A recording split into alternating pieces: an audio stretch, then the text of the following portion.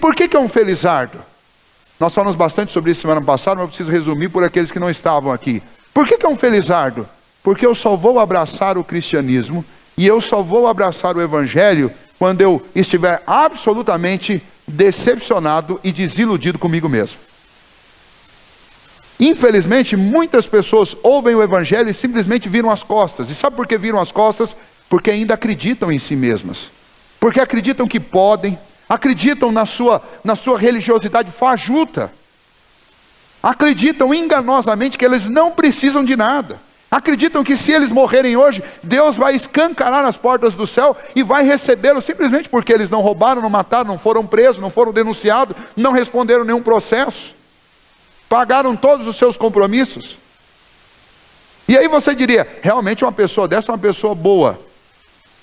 Aos olhos de Deus, não é. Pode até ser aos olhos dos homens, mas a justiça de Deus ela tem um padrão tão mais elevado do que o nosso. E um simples mau pensamento na mente da pessoa mais justa que você tiver sobre a terra é o suficiente para que essa pessoa seja condenada. O simples fato de nós sermos descendentes de uma raça pecadora, que carrega a culpa do pecado original, é o suficiente para sermos lançados no inferno. Mas isso é irrelevante diante do fato de que por melhor que um homem seja sobre a terra, um dia ele mentiu. Em algum momento ele foi infiel.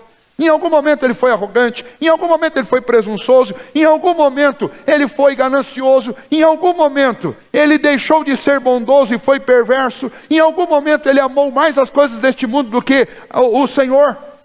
Não há homem que escape disso. E então o que Jesus está dizendo, felizes, bem-aventurados, felizardos são aqueles que já se desiludiram consigo mesmo. Porque estes sim, quando ouvem a mensagem do evangelho, eles abraçam o evangelho, porque eles sabem que é a última oportunidade que eles têm de salvação. Por isso Jesus diz, esses são os felizardos. Os felizardos não são os que estão vivendo na corte, na opulência, não são aqueles que estão ocupando os cargos mais nobres dentro da religião, naquela época dentro do judaísmo, porque para esses aí, que se acham bons, que se acham santos, que se acham ricos, para eles, infelizmente, não há saída, porque eles estão absolutamente iludidos consigo mesmos. Jesus diz que bem-aventurados são os mansos, é a sequência, e o último que nós vimos na semana passada. Por quê? Porque o resultado disso, quando eu reconheço minha pobreza espiritual, choro ela diante do Senhor, e o Senhor Jesus me recebe, me abraça, Ele me dá a oportunidade de viver, e é a minha grande e única segunda chance. É a chance de viver uma vida nova. Eu não estou mais irritado com as pessoas que não fazem tudo certo, porque eu sei que eu não faço. Eu não estou mais irritado com as pessoas que me cobram as coisas, porque eu sei que realmente elas cobram com justiça. Mas ele tem disposição, sim, para amar. E por isso ele é uma pessoa mansa. Ele pensa 10 vezes antes de discutir com a esposa, com o esposo, com o filho, com um colega de trabalho, de discutir no trânsito, porque a paz reina dentro do coração dele. Ele não está mais em guerra nem consigo mesmo, e nem com os outros, e muito menos com Deus. Mas a paz de Deus invadiu o coração dele de tal maneira, que agora ele vive mansamente entre os homens. O versículo 6 fala que bem-aventurados os que têm fome e sede de justiça, porque serão fartos. Falar em fome e sede de justiça dentro de um país, dentro de uma cultura como a nossa, é fácil, porque naturalmente todos nós estamos sentindo fome e sede de justiça. Mas não é disso que esse texto está falando, não é dessa justiça social, não é dessa justiça pública, não é dessa justiça criminal que Jesus está falando, mas a sede que nós temos de justiça nas várias áreas da nossa sociedade brasileira serve como exemplo para demonstrar o que Jesus está apresentando. A condição que Jesus está vendo no coração daquelas pessoas é que elas não têm nenhuma justiça própria, e por não ter nenhuma justiça própria, elas estão almejando, estão sedentas por serem justificadas, tanto quanto nós estamos sedentos aqui no Brasil por políticas públicas que sejam justas. Essa sede nossa é um exemplo do que Jesus diz que acontece no coração daqueles que ele considera bem-aventurado. São pessoas que reconhecem que são tão injustas, que elas almejam, que elas têm uma expectativa ardente, para que a vida delas seja transformada na vida de uma pessoa justa. É interessante isso, que todos nós já sentimos isso. Quando a gente erra e erra feio em alguma coisa, o maior desejo do nosso coração é o quê? É acertar. E uma das grandes dificuldades para que as pessoas recebam o Evangelho é exatamente reconhecer que são injustas. É exatamente reconhecer que, se tiver que subir numa balança que meça o grau de justiça com que você vive, reconhecer que se você subir nessa balança, você vai ficar devendo. E vai ficar devendo muito. Normalmente, quando a gente apresenta o Evangelho para alguém, a primeira coisa que a pessoa diz, quando você informa que ela precisa se arrepender para que ela seja salva, ela vai e diz para você assim: salvo do quê? E essa expressão, salvo do quê, ela significa exatamente o seguinte: olha, eu não fiz nada de errado. Por que você está falando de salvação? Eu não cometi nenhum crime. Essa é a falsa ideia que existe no coração de todas as pessoas. A ideia de que são justas, a ideia de que são boas, a ideia de que são santas e a ideia de que vão para o céu. Ou a ideia de que vão morrer e vão para uma condição melhor, vão evoluir, ou qualquer coisa desse tipo.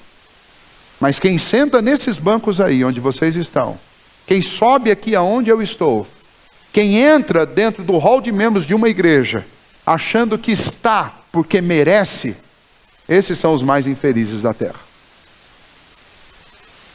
Porque simplesmente não entenderam ainda a lógica do Evangelho. Porque aqueles que estão frequentando e estão enchendo as igrejas, porque arrogantemente e presunçosamente acham que estão prestando um favor a Deus e às igrejas, essas pessoas, infelizmente, estão caminhando ainda na direção do inferno.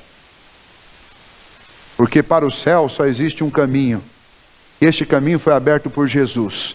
E para andar neste caminho você tem que reconhecer a sua pobreza espiritual, a sua falta de justiça própria. São misericordiosas porque sabem que não tem justiça. Não dá para cobrar justiça dos outros quando eu mesmo não consigo ser justo. São misericordiosas porque sabem que Deus as tratou com misericórdia. E quem são elas para não tratar os outros com misericórdia?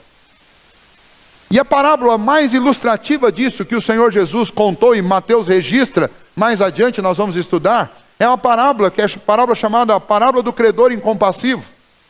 Mostra dois homens endividados, um com uma dívida astronômica, uma dívida absurda, que para os padrões da época é comparado à dívida de um país, de uma cidade. E essa pessoa, quando tem que prestar conta da sua dívida, ela chega diante do rei e diz: olha, eu não tenho com que te pagar. E o rei, que nessa história é uma demonstração, uma imagem, um tipo do Senhor, o rei diz que perdoava a dívida. A sua dívida está completamente perdoada. Na cultura da época, quando uma pessoa deixava de pagar a dívida, ela perdia o direito sobre sua própria vida. Então o que acontecia? Os bens dela eram vendidos para tentar suprir a dívida. Se não fosse suficiente, a própria família era vendida como escrava. E se isso não fosse suficiente, a própria pessoa era encarcerada e era torturada até que pagasse a dívida ou morresse. Era assim que funcionava a cobrança naquela época. Mas aquele rei simplesmente decidiu perdoar completamente a dívida daquele homem que não tinha como pagar. Mas este mesmo homem, saindo dali, encontra um de seus conservos que também lhe deve. Só que a dívida era uma dívida irrisória. Era a dívida do trabalho de um dia, de um serviço de operário. E este homem faz a mesma coisa com o que foi perdoado e pede a ele paciência, porque ele não tinha com o que pagar. E aí este que tinha recebido o perdão de uma dívida astronômica, manda prendê-lo e manda torturá-lo até que ele pagasse a dívida.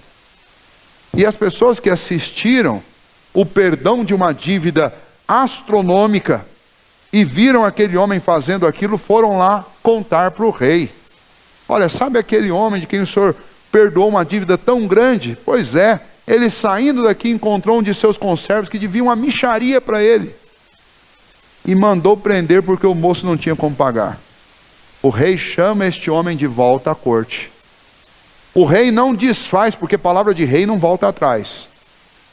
O rei não mandou vender os bens dele, o rei não mandou vender a família como escrava, mas o rei simplesmente decidiu fazer o seguinte: o que você fez com quem te devia uma mixaria? Ah, eu mandei prender e mandei ser torturado. Então o rei falou: então tá bom, então vou dar para você o mesmo que você dá para os seus credores, para quem você deve. Então mandou prendê-lo e mandou torturá-lo até que ele pagasse a dívida. Eu pergunto a vocês, quem vocês acham que saiu primeiro daquele cárcere? Quem devia um dia de trabalho e podia facilmente ser ajudado por um amigo ou por um parente, ou quem devia uma dívida do tamanho da dívida de uma cidade? Este exemplo mostra exatamente o que Jesus está dizendo nessas bem-aventuranças. Alguém que recebeu um perdão como nós recebemos, alguém que recebeu o Filho de Deus para te substituir na cruz e pagar todos os teus pecados, tem o direito de agir sem misericórdia? Tem o direito de pedir olho por olho e dente por dente? Jesus está dizendo: bem-aventurados aqueles que já entenderam e receberam um perdão tão fantástico e tão grande, por causa da misericórdia de Deus, que agora eles agem também com misericórdia. Bem-aventurados os misericordiosos, aqueles que deixam de aplicar a justiça que eles tinham por direito a aplicar sobre alguém que lhes faz mal, simplesmente para ser uma imitação aqui entre os homens de Deus. Eu deixo de aplicar a pena que alguém que me ofendeu merece, para que eu possa ilustrar o que Deus fez comigo. Vou repetir. O que esse texto está dizendo é que felizes são aquelas pessoas que deixam de aplicar a pena que os seus ofensores merecem para lhes oferecer misericórdia, para que assim sejam um exemplo, um tipo, uma demonstração de Deus e do amor dele neste mundo. E nós estamos precisando muito disso. Nós estamos vivendo numa época em que as pessoas querem o olho por olho, dente por dente, mas esquecem que se Deus fosse aplicar olho por olho, dente por dente, nós todos estaríamos no inferno.